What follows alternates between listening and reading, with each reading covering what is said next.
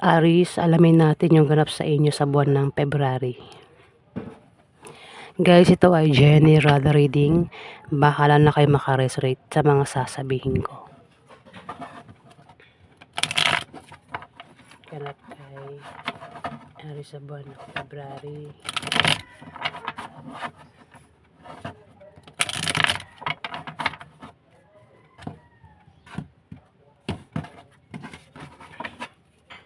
Ganap kay Aries sa buwan ng February.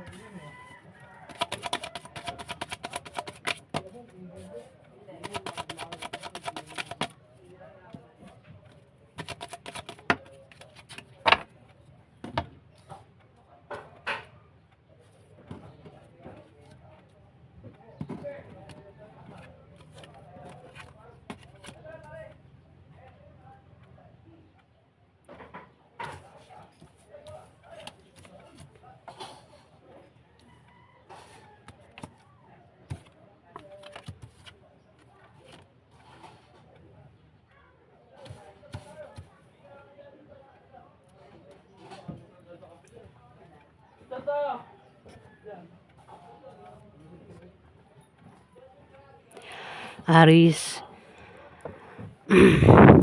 biglaan daw kayo magkakaproblema sa buwan ng February. Biglaan lang ito. Ingat ka sa manloloko at sa taong mahilig manirang puri. Aries, sa buwan ng February. May tao dito ang maaaring makasalamuha mo. Pwedeng kasama mo yan sa bahay mo, sa negosyo mo, sa trabaho mo, o kung sa ano pa yung kasama. Aries, na maaaring lokohin ka o maaaring siraan ka ng taong ito. Pwedeng gawan ka ng fake news. Aries, pwedeng kasi ang taong ito mahilig manirang puri. Ayan, Taurus, bigla lang ito problema na darating sa'yo sa buwan ng February. Paghandaan mo, huwag kang magtitiwala, Aries. Kung patungkol sa pera, ingat ka sa mga scam, easy money, Aries. Huwag kang basta-basta papasok sa mga ganyan. Ayan, Aries.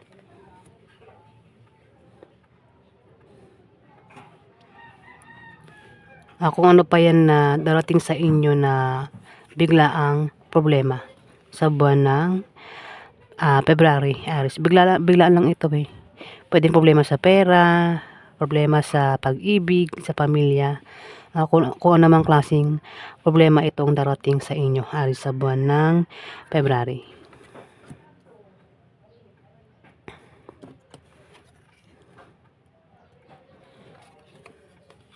Dito may Four of Swords. Na may taong nakahiga dito, Aries. Pwedeng ikaw, kung hindi man ikaw, kilala mo ang taong ito na nakahiga sa buwan ng February. Ang taong ito ay nakahiga, maring may binabantayan ito. Dahilan ng pagiga niya is mayroon siyang binabantayan, pwedeng anak, baby, o tindahan niya. Kung mayroon siyang tindahan, Aries, pwedeng ikaw ito. Kung hindi man ikaw ito, pwedeng kilala mo ito, Aries. Diba may ganun?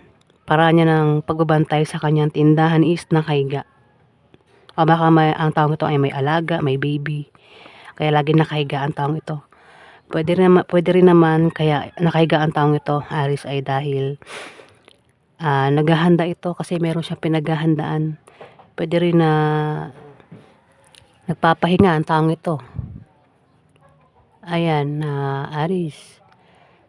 O baka may sakit ang taong ito, Aris. Kaya lagi nakahiga. May sakit nagpapagaling. O baka walang trabaho ang taong ito, Aris. Kaya lagi nakahiga. Kumbaga tamad ang taong ito. Ayan, pwedeng ikaw ito. Kung di man ikaw ito, kilala mo ito, Aris. At may darating na pera, no? May darating na pera dito. Ace of Pentacles. Pwede rin nyo beginning ang paparating sa inyo, Aris, sa buwan ng February.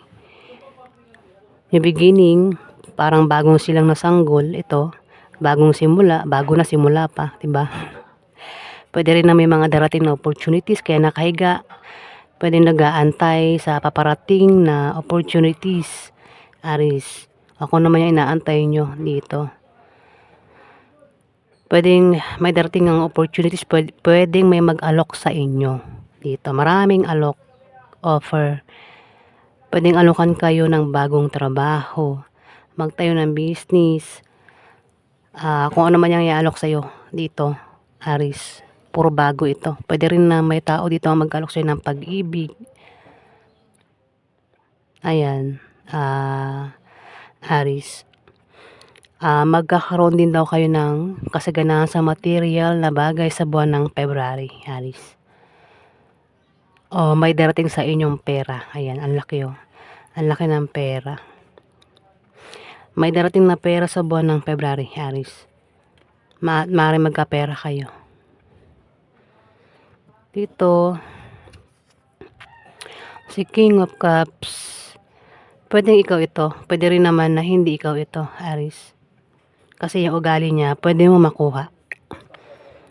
Si King of Cups, Aris, ay isang taong mahinahon, may malasakit at maring emotional ang taong ito. Pwede rin ang taong ito ay madasalin, nagme-meditate. Ayan, Aris, pwedeng ikaw yan na yung ugali niya makuha mo sa buwan ng February. Pero kung hindi man, mayroon ditong Scorpio, Pisces, Cancer. Ayan, Aris. Pwedeng siya yung nakahiga. Scorpio, Pisces, Cancer ang zodiac sign niya. Pwedeng siya yung nakahiga dito, Aris. Baka may sakit siya. O, yung nga, mga nabanggit ko na yung meaning ng Four of Swords.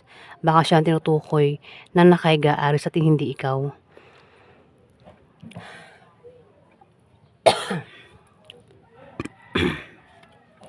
May mahang sa buwan ng February, Aris. Pwede may mahang na paparating, may mahang na plano, may mahang na proyekto, plano nga, ayan. O, may mahang, basta may mahang dito. May mahang na pag-alis. Ayan, sa buwan ng February. Ikaw lang naman makaka-experience niyan, Aris, sa buwan ng February. May mahang daw sa inyo. Dito, 9 of Cups. Ikaw daw ay magpapasalamat sa buwan ng February. Kasi may darating na ikakapasalamat mo. Pero may hangman, pwedeng yun yung mahang. Kung meron ka inaantay dito na paparating na ikakapasalamat mo, yung nga lang, mahang muna. Pwedeng hindi siya darating sa tamang araw, pero darating pa rin, Aris, at magpapasalamat ka sa kung ano man tong darating sa inyo, Aris, sa buwan ng February.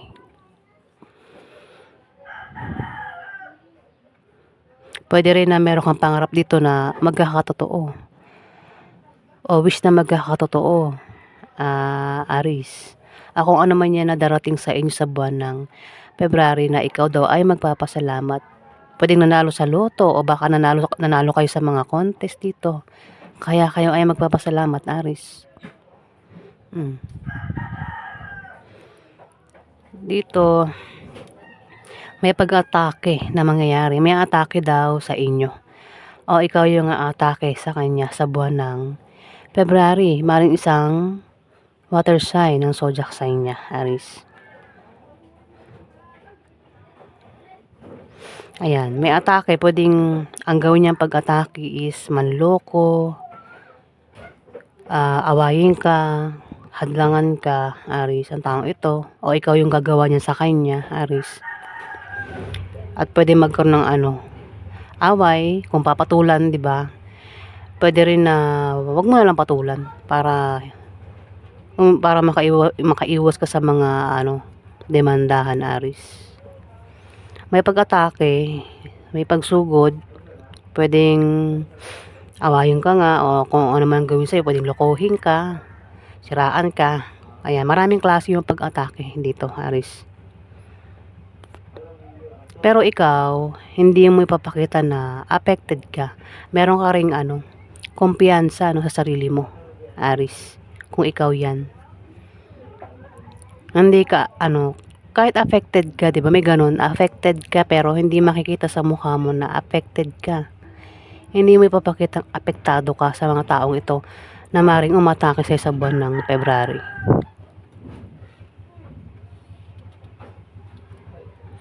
Hindi ka rin papatalo kasi mga Aris, mga tapang po ang mga Aris. Baka patulan mo kung sino man itong aaway sa'yo, atake sa'yo sa buwan ng February, Aris.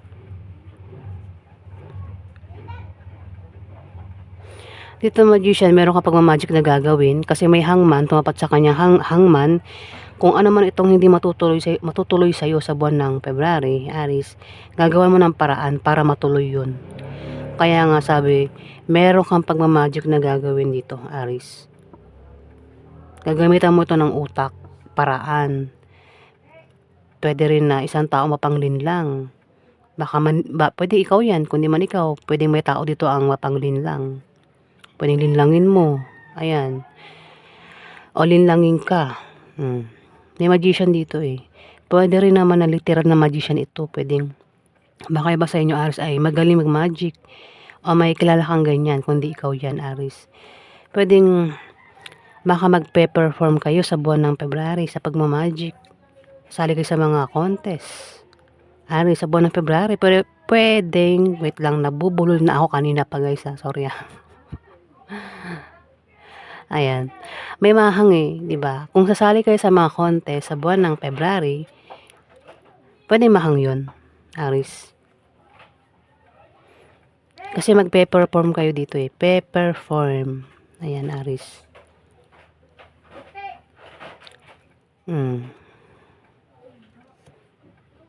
Matutuloy pa rin pero hindi sa tamang araw, Aris. Dito, Two of Pentacles. Maaaring ikaw daw ay may pagkakabalahan dito. Busy ka sa maaaring sa bull talaga ako guys, sorry. Ulitin ko maaaring maging busy ka daw sa trabaho mo, sa negosyo mo, sa bahay mo, o kung saan pa yan na ikaw ay magiging busy. Abala, yung nga lang habang busy ka, may darating sa inyo na maaaring tawag, chat, message, at paghandaan mo yung laman ng message. Kasi pwedeng masama o mabuti yung laman ng message, Aris. Meron ka ring pagbabalansing gagawin dito. Babalansihin mo kung ano man yan na dapat mong balansihin, Aris, sa buwan ng February.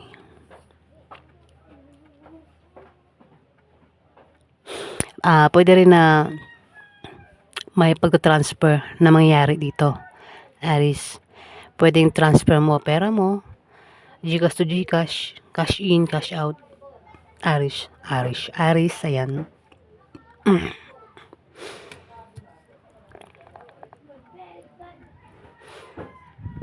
Kung ang iba sa inyo ay nagka-problema sa pera, sa buwan ng February, mukhang okay na yung kaperahan mo dito at maring balansin mo na yung kaperahan mo. May darating ding pera Aris. Pwedeng balansin mo na yung kaperahan mo. Kung sa buwan ng January, mahilig kang gumastos, sa buwan ng February, hindi ka na mahilig gumastos. Kumbaga, marunong ka na magbalanse, Aris, sa kaperahan mo dito. Ayan po yung ganap sa inyo, Aris.